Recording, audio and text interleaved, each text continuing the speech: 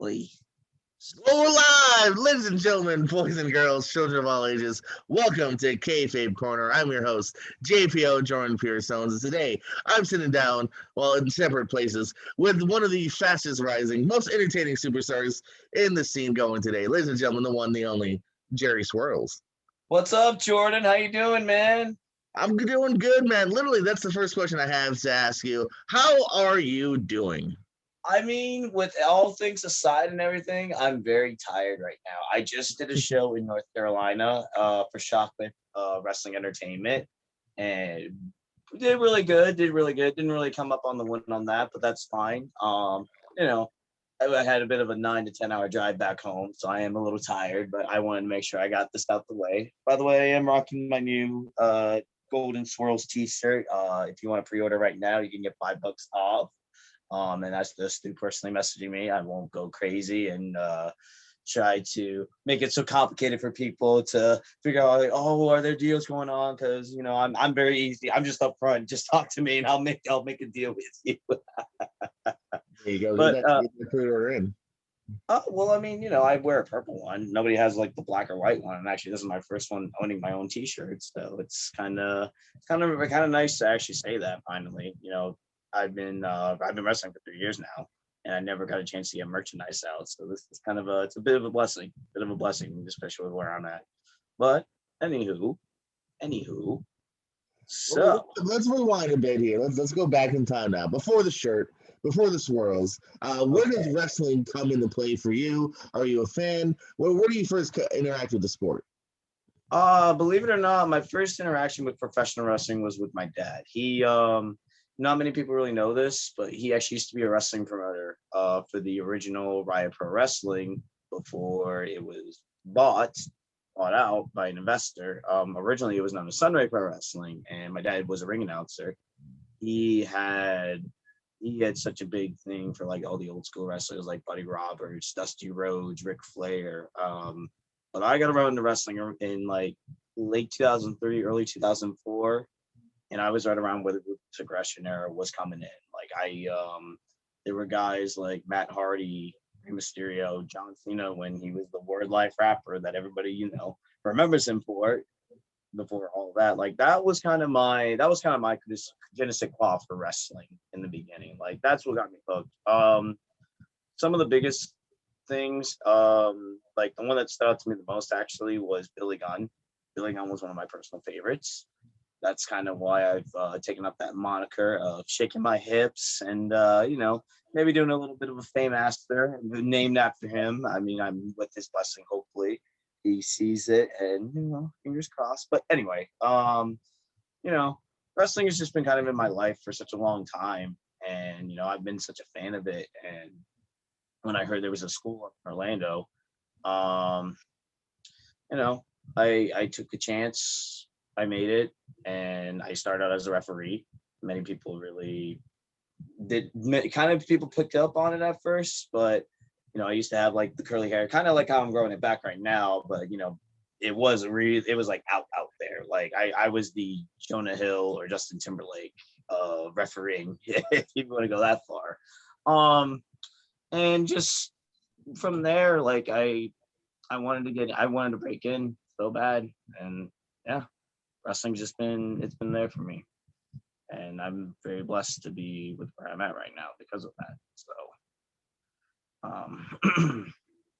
Well, you jumped ahead and you talked about a little bit about how you're refereeing and whatnot. So the goal was always to be the professional wrestler. oh yeah, absolutely. Originally I was just wanted to stick to refereeing because I thought it was just going to be a lot easier for me and whatnot. But it kind of hit when one of my mentors actually like pulled me to the side. He's like, eventually one day you're gonna get rid of those stripes and you're gonna start to lace up your first pair of boots and get a pair of tights and start to do it. And I just thought, nah, I won't feel it. But the more that hit, like that kind of you least expect it when you at least get hit by it when you least expect it. And when that was said to me, I didn't expect to really like start to get more into wrestling. And it was like, I kind of got held down by people that didn't think I could be a wrestler. Like many people just saw me as that referee guy and didn't want me to amount to anything really. But I wanted to make a difference. I wanted to wrestle more than anything in the world. And it's kind of how I blossomed over time at a time of Revolutionary Wrestling when I had that whole Jerry Curls angle. Like when it was me and Greg Allen feuding, commentator, referee, no wrestlers, no anything, no wrestling experience prior. And it was like one of the hottest things going on at that time. And I'm pretty sure you remember that being so hot on social media. And it led to the big hair versus hair career match between us. I had CG Odo one my corner, and Greg had Jesse Neal in the other corner. And we had our little, I wouldn't say battle of the billionaires, but battle of the, well, Hundredaires? Yeah. I was gonna say something along that rhymed with millionaires, and I couldn't think of anything. So yeah, we'll go with that one.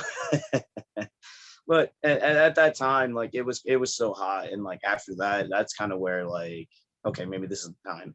Maybe this is the time to actually start to wrestle. It took a while. It took a hot second because I didn't start wrestling for Atomic until I was doing other shows. Like I had to like really earn my keeps to like know that I was ready or not to go to that next platform. Because I remember doing little shows here or there in Daytona, doing little shows out of state in Georgia, and I was under a hood. Not many people know this, but my favorite superhero is the Flash. I'm a big Flash mark, and Razor Ramon was another wrestler that I kind of knew about, but I didn't really like put two and two together. And I just thought, well, Razor Flash sounds pretty fucking awesome. So let's see how that works. And next thing you know, got a red hood, got a yellow singlet, and I got these Hulk Hogan tattoos. It was so bad. I remember someone sent me the footage of that original Razor Flash video, and I was just like, wow, that's crazy. How I was just wrestling under a hood, and now I'm wrestling in actual wrestling gear now. I actually got a whole new split.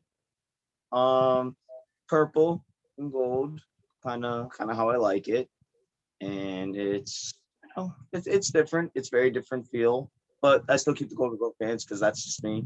And me and my girls, we got to rock it right here, all day, every day. So, but yeah, I'm very blessed. I gotta know, will we ever see the return of Razor Flash? Oh yeah, no, I don't know how this happened, but like, oh, say that again. No, I'm sorry. That was it. Keep going. Oh, okay. No, when I was so happy after I made my debut because I did like a battle royal under the hood, and I literally made a whole post as under my name saying, just made my professional wrestling debut under my shoot name, just made my professional wrestling debut. I'm so happy I made it, guys. I did it for all the fans. And you know what I'm gonna do right now? I'm gonna go take a poop. I'll be back.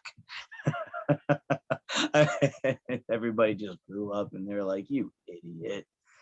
Jesse Neal saw that and he just cracked up and was just laughing. You know what? I'll take a little minute and put Jesse Neal over. Jesse was actually one of the few guys to really teach me the respect in the professional wrestling business. And he was really, it was hard. It was hard to earn that respect in the beginning because I said something that I shouldn't have never said. We all have a respect for one of the things in this business. And, I think in today's wrestling, it's Undertaker said it best. Today's professional wrestlers are kind of soft, but and it kind of sucks having to be labeled that in that group.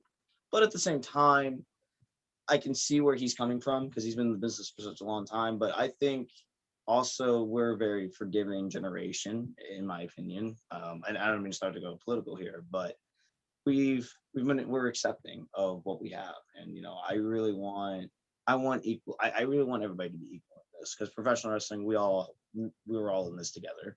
No one's above anybody, and I really think we can change all that by bringing that respect back. And it came from within, from just guys like Jesse Neal, guys like Wes Briscoe, Adam Rose, Elijah Burke. There were a lot of guys that what I'm mean by that is by when they are all at Atomic, like you could really like just pick up with everything that they were saying and whatnot. And it's very humbling and it's very honoring to really have those people underneath you teaching you the respect and the values of the business. And one of the people that, in my opinion, and I know I don't mean to be taking up time here or anything like that, but No, go on.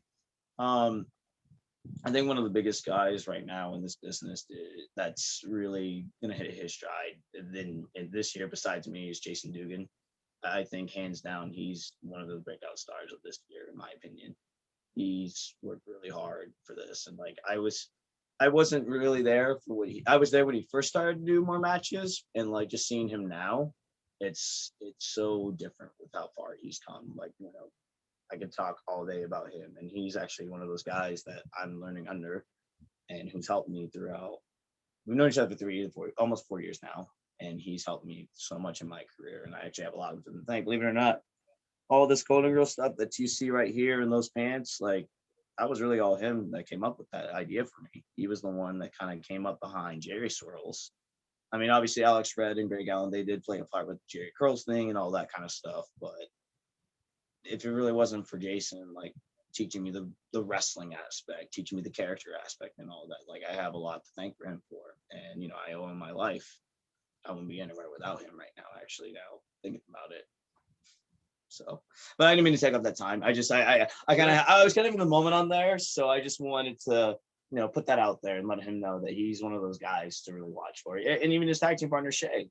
Shay's actually someone that is, my God, he's awesome. He's such a cool dude. But, you know, like I said, moving on.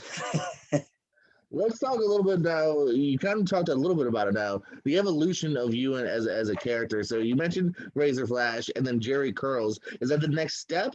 Would you try to start being your own self? What was your idea of the original gimmick? Was there any other ideas? And when do you finally become Jerry Swirlz? When I finally became Jerry Swirlz, like after that head shaving thing, it was like, where do I really go from here?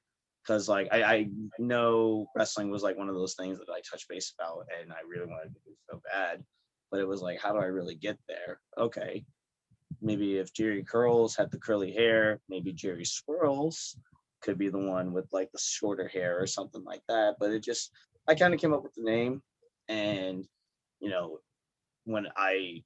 funny story about the Golden Girls shirt, the original blue one that I used to have. I was on a trip with Jason and Alex Red to WrestleMania, and I guess I can talk about this now. I remember we were on our way to New Orleans and we had to stop at a Walmart, but my clothes had gotten wet in the rain. It was pouring rain outside, and I had to take my shirt off because I was just soaked. All I had was just a jacket on and pants and maybe some flip flops. And I was just like, I remember being so cold, like, and the jacket was so damp. Like, I tried to wring it out as much as I can. And we had to go to the t-shirt aisle. And I remember we were just looking through t-shirts and stuff like that. I was like, Jason, I'm so cold. And I didn't really have much money at this time either. Actually, believe it or not, I was working pennies on the dollar at a, where was it? I think it was at like Publix. Believe it or not, I actually wasn't making that much money. And I was in kind of the shittier one. Like, I was only making maybe like $100 a week or a week or so, and I really had to pay my bills, my car insurance on that. So all I had was no money on this trip. And I remember seeing, the first thing I saw was that Golden Girls t-shirt, and I just remember putting it underneath my jacket, and I was like, man, this is kind of comfy, it feels good. And kind of from there, that's where it happened, really. So the whole Golden Girls thing. I mean, I do watch the show. I watch it religiously. I'm actually right now. I try to watch 2 episodes a day on Hulu, and I just kind of try to pick up ideas from that and go from there. But yeah, it really just started at a random Walmart with me getting that T-shirt, and the ideas slowly kind of picked up. I saw the pants. I saw I had my first pair of wrestling boots, and it was just kind of more of the comedy route for me going into that. Like, I didn't really need a wrestling background to really show off my skills. I mean, like, sure, I watched a lot of good wrestlers. Like, I'll say Eddie Guerrero was a big influence. Matt Hardy, like, I can just base on those guys, but like the characters is what really stood out to me. You know, Shawn Michaels, John Cena, Who's Billy your Gunn. favorite Golden Girl? Ooh. Well, I can tell you right now, it's not B. Arthur, because, well, you know, she kind of had some issues with a certain main star on the show, the one that's still alive. Betty, actually, believe it or not, Rose is kind of my favorite because I can relate to her a lot. Being very naive, not knowing a whole lot, especially at that age. I feel like that's kind of my route in life. I really hope that's not the case. I really don't want to be. I hope I'm not that delusional. I mean, like especially that. I mean, the delusional character that Jerry Swirlz. Like, I hope that isn't the resemblance of me. But she kind of is the more relatable one. I like Blanche. Blanche is a good one, but Rose is the one that really like sticks out to me because I think she really hits it out the park with her character, with her way of going about life. Even though being naive and everything, she still has a good heart, and that's kind of how I keep that resemblance. So, you know, See if you know your theme song. Finish the lyric. Thank you for being a friend. oh, What's the travel next down the lyric? road. What was it? No, no, Travel keep down the going. road. Travel down the road and back again. Thank Your you. heart is true. You're a pal and a confidant. Oh, Nice, I nice. see. All right. So look at that. Huh. Even in the song, it says a lot about me. Man, maybe I really should come out to that theme song, but I know uh, WAP is my theme. I just wanted to see if you knew the theme. Just wanted to make sure. Oh, you're good. Oh, you're good. Well, I make sure to keep it clean. I shouldn't say that, but regardless, So how is um, how is the character developed over time? Obviously, we know with Pam and other things like that. Talk a little bit about that, where Jerry Swirlz has developed now. Also, a little bit more serious side we've seen also too in the recent times. um, yeah, actually, all right, you want to talk about Pamela Anderson? That was a car originally. That was a cardboard cutout at my aunt's old shop, and it's so funny how this all segues into me like grabbing stuff. I remember I looked at the cardboard cutout and I just thought like, man, maybe some nostalgia right behind that.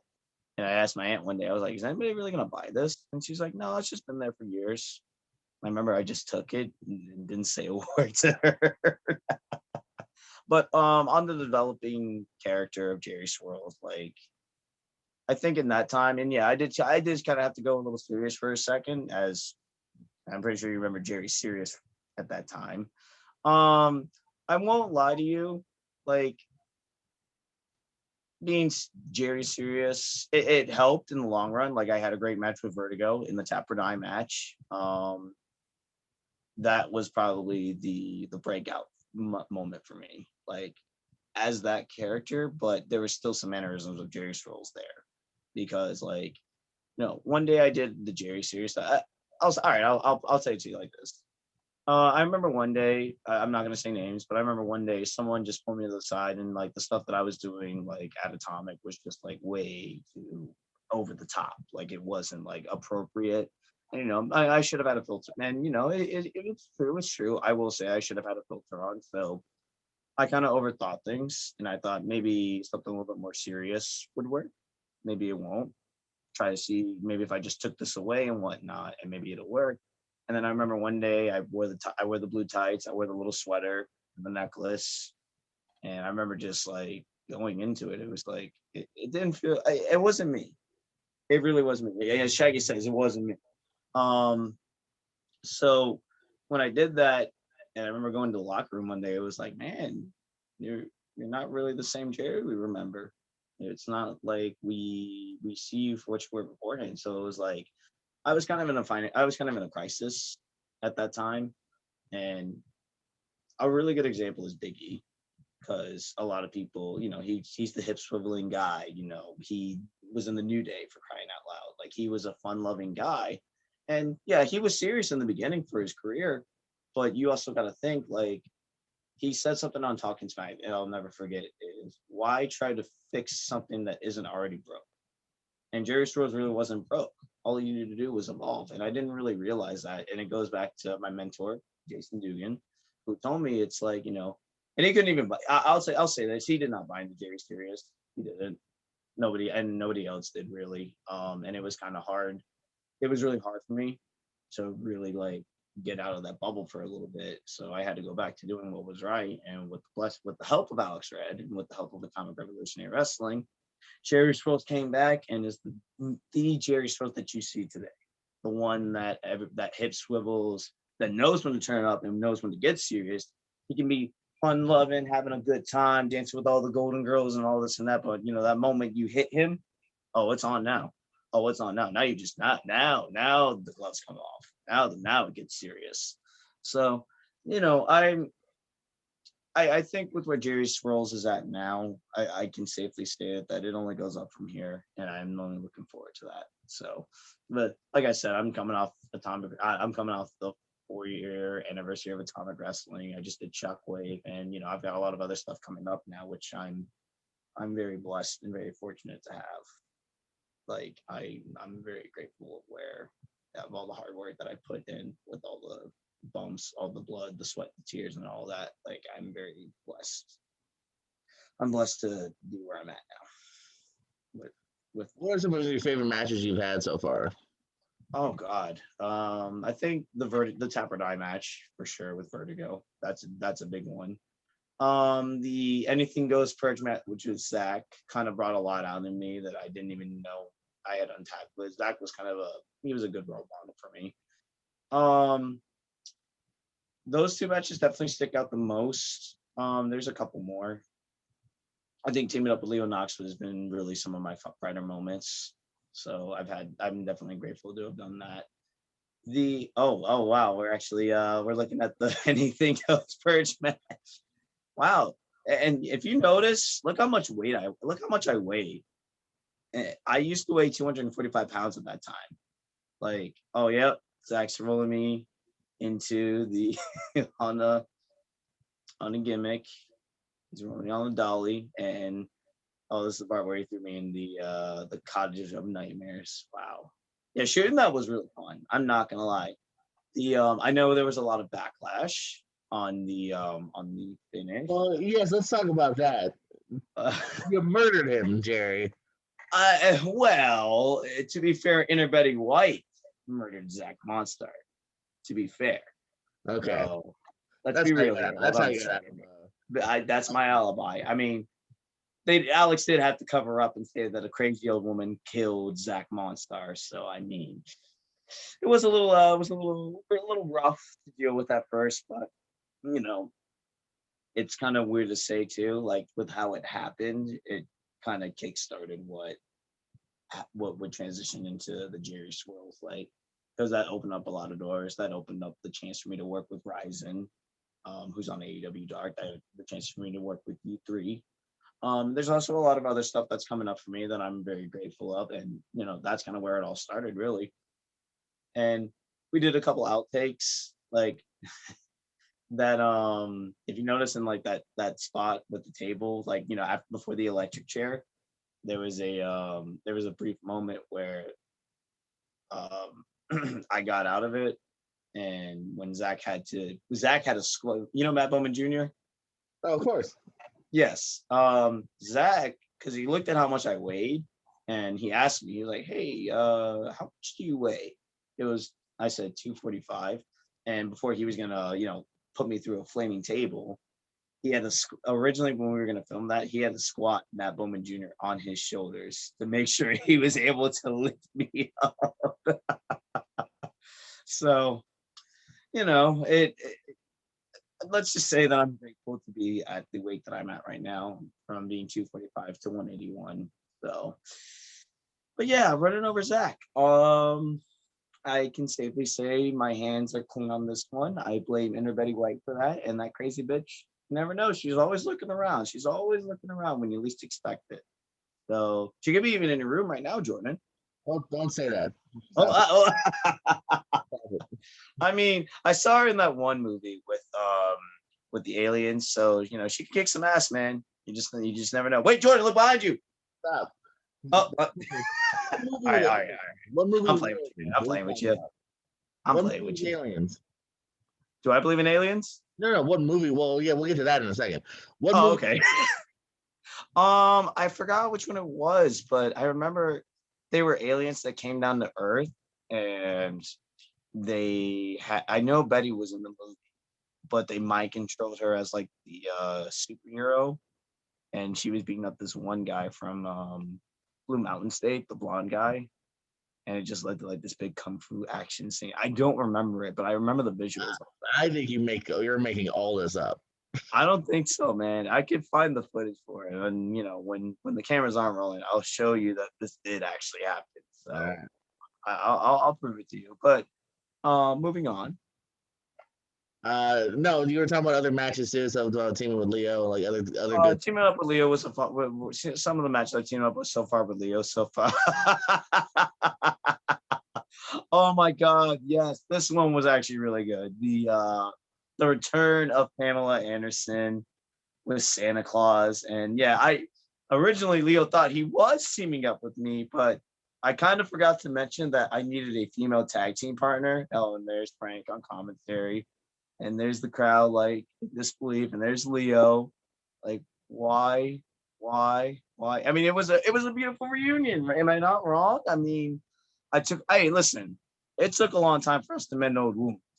Um, I took her out to Denny's. I treated her to the nicest speeches, and like I made sure to take care of that girl. So obviously, this was a match made in heaven. And of course, wrestling Chrissy Vane and Roxy Rouge. That was really awesome. Funny story about Chrissy Vane. The review I normally do in matches. Yeah. Funny story. So we did a spot to where she was gonna hit me with the rear view as a move. Oh, and there's me drop kicking Roxy. She was supposed to hit me with a rear view spot in the corner. Now, if you look closely, and she told me this ahead of time. I don't know if this is really a rib or not, but she told me ahead of time. It's like, it'd be really funny if I did your rear view as like a joke, and you could get up super mad and like pick me up, and then it would lead to like this hostage situation with my girlfriend, with Pamela. And I remember she told me this in her exact words. It's probably not gonna hurt. Don't worry about me. I'm gonna take good care of you, honey. Don't worry. And I was like, okay, no problem. So we get ready for the spot. I'm in the corner, and Roxy's getting ready to hit me, and then Chrissy calls her like, I want to hit the Betty bump. I want to hit the Betty White bump. She goes to do that little. She does her little thing. She comes charging at me, and I'm thinking nothing of it. And then, for some reason, I saw Michael Jordan air right up here in my face, and I'm like, wait, oh no. And then she whammed me right in my mouth, and I was bleeding out my mouth. Like literally, I was like, dang, she really got me good. It surprised me, and it made me laugh at the same time. Because she told me, she's like, don't worry, honey, I'm not gonna hurt you. Like, she's this sweet woman. And then next thing you know, she just comes flying at me and does my move. And I'm feeling the effects of it. I was like, man, was she really like joking with me or something? I don't know. Oh, here it is right here. Oh, and you see that face right there. I was in shock. I was so like, hold on. All right, there's Roxy. She wants to do the Betty Bump. She calls for it. If you see right here, at that moment, I knew not to worry, not to expect less from Chrissy Vane. Oh my God. And of course, me wearing the naked pants at that time. That's what people called them. But actually, I got some new ones, and I have a tag team partner in WXW named Frankie Burbanks. I'm pretty sure you know who he is. And we are the Golden Swirls collectively at WXW. So, we got that going on. Oh, so actually, speaking of WXW, any other promotions that you've been having a good time at and you want to give a shout out to? Oh my God. I could definitely give a shout out. Obviously, I have to give a shout out to Atomic Revolutionary Wrestling for giving me my start. Real Pro Wrestling for, letting me be me. Obviously, I really do appreciate that. Want to give it WXW is another one. Any AIWF territories, I could definitely say Shockwave Wrestling Entertainment's one of them. There's GWE, Georgia Wrestling Entertainment. That's a really good one. Jerry Stevens is a really nice person to work with. Trying to think about the promotions. Impact Pro Wrestling. That's a really good promotion. That's up in Valparaiso, Florida. It's up in North Florida. That's a really good promotion to check out. You know, any promotion really that I see, like I see as a home, no matter where I am or where I'm at. Like if it really just once I get a feel for it, for the surrounding of the atmosphere and whatnot, like that's what really matters is like everybody, the camaraderie. I know I'm actually going up to Indiana pretty soon for MPG wrestling. It's a Tyler Kent runs it, and he's had Madman Fulton on there. He's at the Monster Abyss. Very nice person, very nice guy to do business with. And yeah. Champ Seven's another one. Can't forget about that. That's where Razor Flash got his start as well. So I'm just trying to remember all these promotions right now. There's so many that are out there. And I'm typically with Jason Dugan all the time. So I gotta keep track of all this with and try to remember names as best as I can. But We talked about some of your favorite matches. The other side of the coin now is who have you not had a chance to work with that you really want to have a match with? ooh, this is really good. I don't really get this question a lot. Let's see. Who would I love to have a match with? And this is for anybody? Like any dream matches, like maybe Yeah, well, I mean, give me someone like, Florida, North Carolina, and then if you want, go crazy with it. Oh, definitely. Okay. That's good. That's good. Believe it or not, Alex Todd. I've never gotten a chance to work Alex Todd one-on-one with. We've done practice matches, but we never really had an actual one-on-one. Chico Adams, he's another one. Like I said, we've done practice matches too, but we've never really had that actual one-on-one. If I really want to say, like in Florida, Shannon Moore.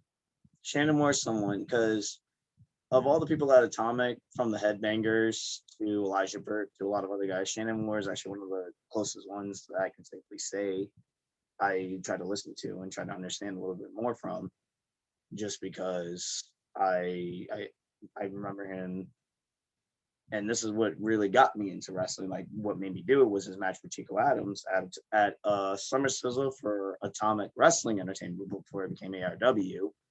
And after that match, I was just like, man, maybe there is hope. Maybe there is a chance. But Shannon Moore's one of those guys on my list that I would love to work locally. There's some other good talent up in Georgia, North Carolina. I just recently worked a match with Trevor Eon. He's someone to definitely check out. Yeah. Just there's a lot of talent that's out there for me, but I don't think they're ready to handle some of Betty White's booty, for Jerry Swirlz. But you never know. Anybody that's out there that wants to give the Golden Girls favorite a shot, I'm here. I'm right here. So I take on all comers. Where do you see yourself in 5 years? Either in 5 years, I at least want to get it in 5 years, at least have had a chance to be on TV. Definitely. I would rather prefer AEW or Impact Wrestling. That's kind of where I see myself going. WWE is one for sure, obviously. I really want to be known as that guy in 5 years to have made people laugh, to remind people like professional wrestling, you have to have fun if you're going to do this business. Like there's a lot of lessons to be learned and there's a lot of goals people have. And one of the biggest ones is for me to go out there, kill it every single time, make people laugh, make people remember. That's my thing that I see in 5 years. I want to be known as that guy. Like, hey, that's Jerry Swirlz. That's the guy who's going to make you laugh, but also kick your ass at the same time. So, but at least at least for me to be on TV in 5 years, maybe even sooner. Hopefully, be remembered, be laughed, have a good time. Oh shoot, almost lost myself there. I was glitched out for a second. And really, I want to get a chance to work anybody. Like that's kind of like my thing. I want to get numbers. Like in 5 years, I at least want to hope to have over 500 matches. Like that's kind of something that is in my head. It's kind of weird, but that's just something that I want to personally make myself. You know what number you're at right now? God, I want to say I'm not close to 100. At least I don't think I am. Let's see. I started back in January of 2018. I have more than 30. I want to say 50. I'll make a rough estimate, maybe 50 or more. I'll say that. So, I've come far. I've come far, and with everything else that's coming up, like I'm all booked up for March. I think I should be booked up for April too. So, but I'm gonna be very busy this next month or two.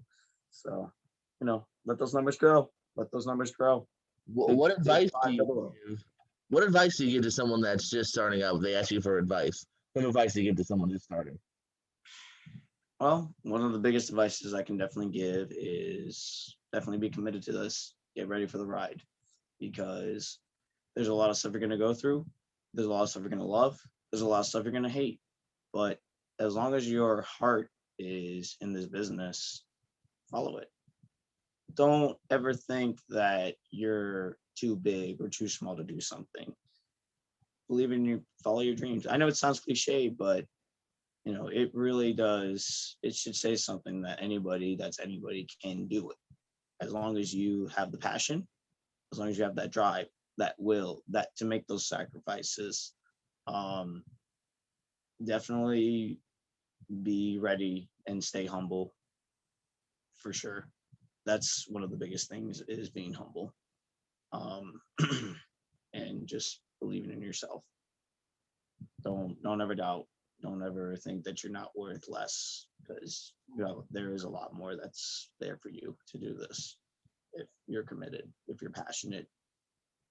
So didn't mean to sound a little too serious, or Jerry serious there for a minute, but no, seriously, be committed, have the passion, have that drive, and follow your dreams and follow your heart.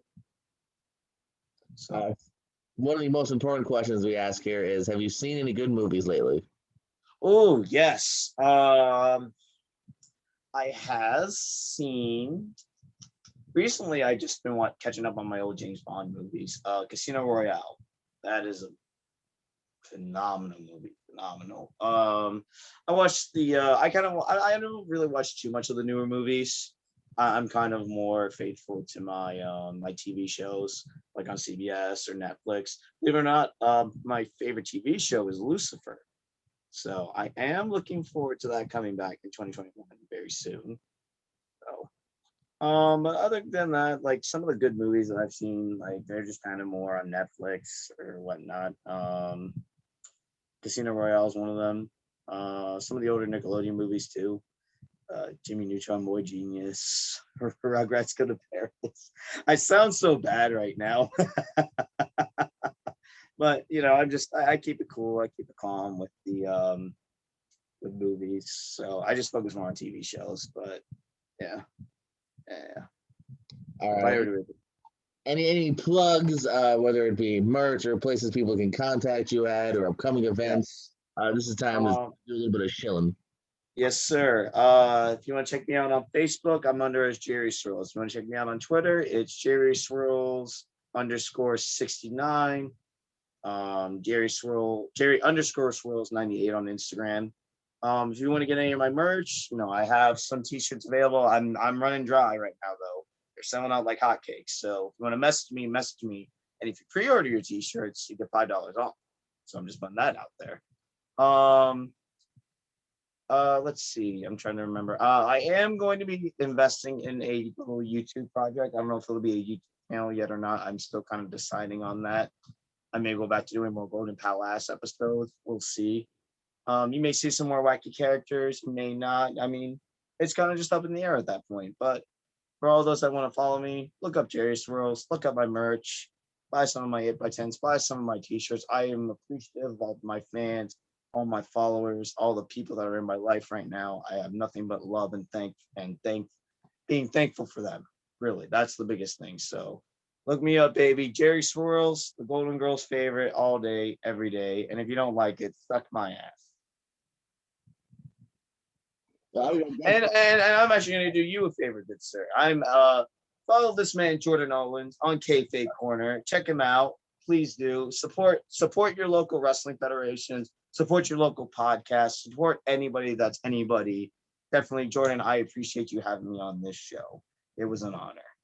Absolutely, sir. Good chatting with you, man. Hope to see you very soon in the future. I'm sure I will. Ladies and gentlemen, you heard the man, Jerry Swirlz. Check him out on all those social medias. Catch him at his show live, Atomic, RBW, WXW, North Carolina. He's all over the place as I'm he all over the world, baby. Me and Pam. At least I got to make sure she's okay though, because I'm supposed to go see her at the hospital today. falling apart according to that last video, man. She's falling apart. Wait, what? Oh my God. Oh shoot, I forgot. I was supposed to go visit her today exactly at 4 o'clock. So I've only got 20 minutes to go. So I will catch you guys. Please check out Jordan on a Kayfabe Corner. Y'all have a good one. Thank you very much. But I really gotta go. Goodbye.